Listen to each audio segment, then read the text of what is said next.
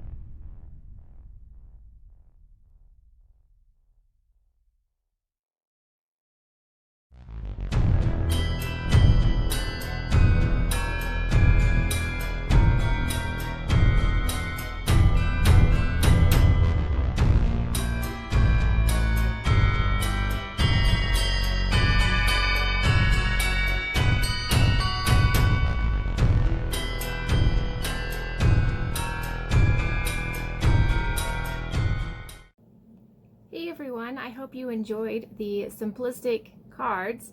Now, I know that there's a lot of different card varieties out there. I wanted to do something specific to Yule, and I wasn't looking for doing like Christmas trees or anything like that. And I want to show you my decorated cards. I did add other embellishments and stuff like that to it.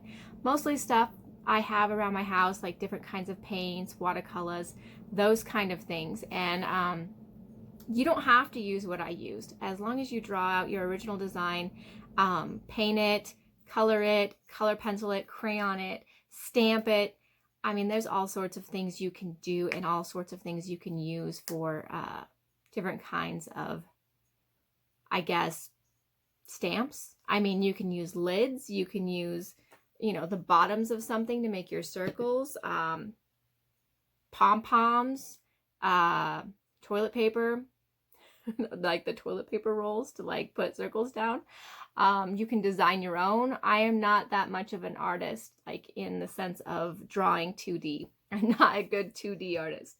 So I'm good in 3D. My clay is my art.